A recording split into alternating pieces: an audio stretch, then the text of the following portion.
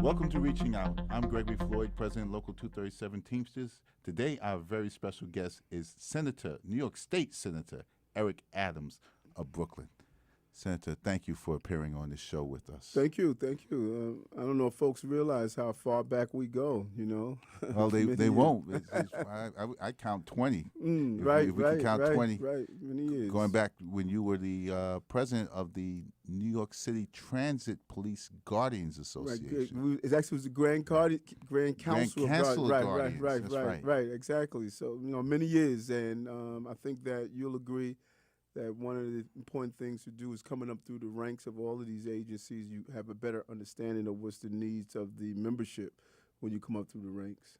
I remember speaking with you then, and you were telling me you had to balance between being a law enforcement person, being an African-American, and just being a human being. I remember those conversations that we had. So true. And I think that that's important when you take it into any agencies, particularly law enforcement. You know, if it's hospital, police, correction, tribal bridge and tunnel, or NYPD, you have to remember that you're dealing with human beings and not just numbers. And I think that we sort of lost some of that when we arrest first instead of first trying to come to a resolution. Taking away a freedom, it should be the last resort.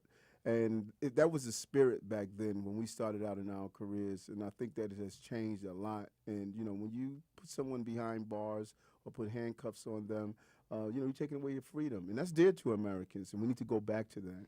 Now, you've done a lot. I remember you started a group after you left the Grand Council of Guardians. You started a group called the 100 Blacks in Law Enforcement, that you're the co-founder of that organization, or the founder. Yes, 100 Blacks in Law Enforcement Who Care.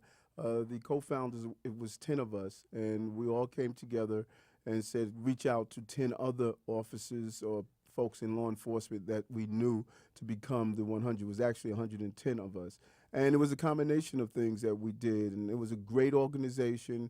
One of the prerequisites of being a member of the organization is that you had to volunteer 20 hours a week and back into the community.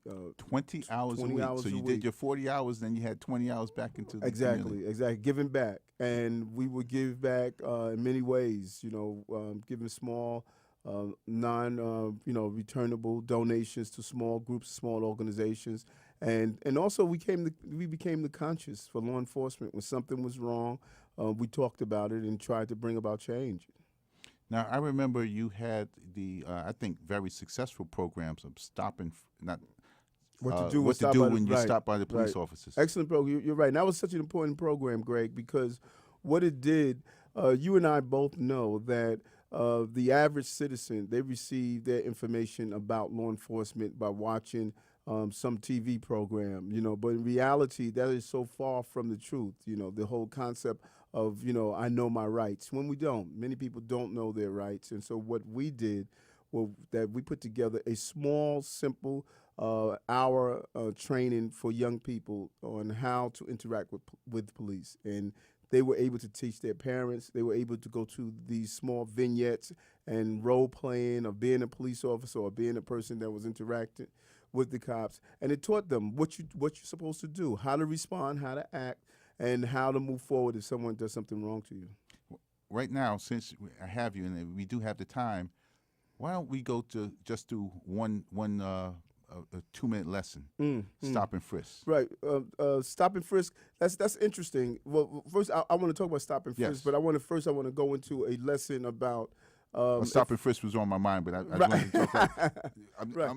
I'm a young person. I'm being stopped and frisked. What do I do? Right. So yes. Well, the number one thing is compliance. Comply. You know, the time to argue and debate is not while you're in the middle of a police encounter. You know, that's what the number one thing that I can tell anyone. I tell my son, who's 17 years old, you want to first comply, de-escalate the situation, and then if someone did something wrong to you, now you go back and deal with that. And you deal with it on your ground, not on the street corner, or not when you're in an alleyway, or when a police officer stopped you.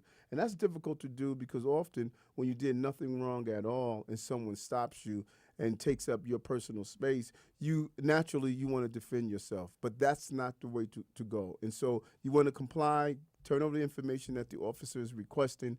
If he's rude or if he did it in an unjust fashion, then you can always either call CCRB, you can visit the precinct and make a report, any precinct at all, or you can just go to, down to CCRB and visit them and tell them what happened and file an official complaint. You don't want to do that while you're in the encounter with the police officer, so you want to comply. You want to follow his instructions, and then if he did something wrong, then you take your actions. So what you're saying is the time of the action is not the time or the place to deal with that, what you feel injustice. Exactly. It's not because you lose. No matter what happens, you lose. So a person may feel as though, well, in the long run, the case was dismissed or I was able to get the charges dropped if I'm arrested, but you still lose because you still took time out of your job, you were still arrested, and you still have a record. Although that record may be sealed or may be expunged, you still have to acknowledge that you were arrested once before. And it's an unpleasant experience to go through the criminal justice system. You may have to get an attorney, so that's going to cost exactly. you money. So when you count up how much you had to spend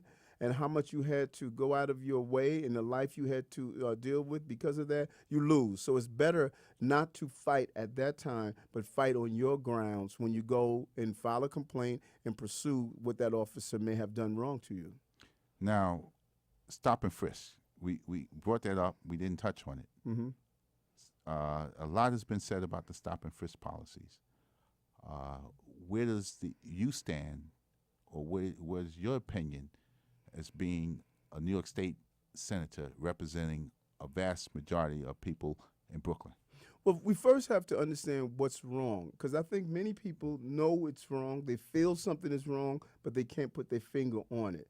And that was the role that I did when I was in the law enforcement community, and I will continue to do to educate the public so they'll understand when something is wrong. And what I did, I created a PowerPoint presentation, a user-friendly PowerPoint presentation where people can go and look at it. If they Google Senator Eric Adams, it will come up and they could take a look.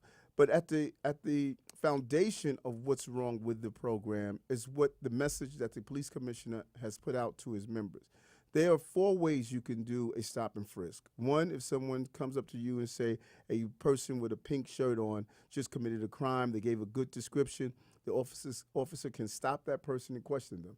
The second, if someone is in the alleyway late at night and they raise the officer's suspicion, they can stop and question them. The third, if there's a crime pattern going on in a particular area, they're going out and looking for someone that fits that description. So you're looking for someone who either committed a crime, felony or misdemeanor, about to commit a crime, or you believe they're doing a crime. Then you stop and question them.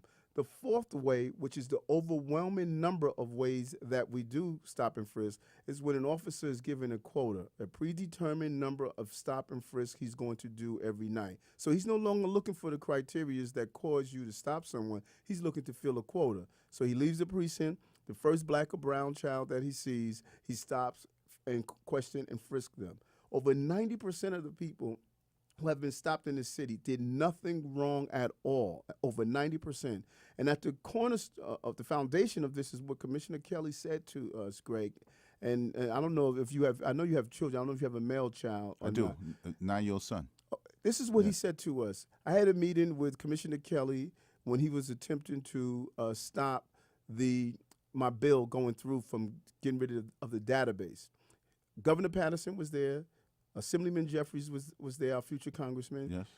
Martin Golden was there, the senator, and Commissioner Kelly and myself. He said the reason we stop black and Hispanic youth is because we want to instill in them the fear that every time they leave their home, they could be stopped by the police. Now, he didn't say he wanted to instill in Marty Golden's son, who was there, or his son, but Governor Patterson's son, my son, and Hakeem's son, he wants to instill that in them. You know, how dare anyone believe they must instill in our children? My son is an A student, and he did 2 movies on preventing violence and staying in school. Our kids are good kids. And so for another man to state he wants to instill something in your 9-year-old son that's not positive, that's unacceptable. And that's what's driving this whole tactic of his desire to instill in black and brown children the fear of the police. yet their counterparts, their white counterparts, are learned to embrace the police. That's unacceptable. That's all the time we have for this show, and I want to thank Senator Eric Adams, New York State Senator Eric Adams, for coming on. Thank you very much. Thank you, brother. Thank you for what you're doing every day.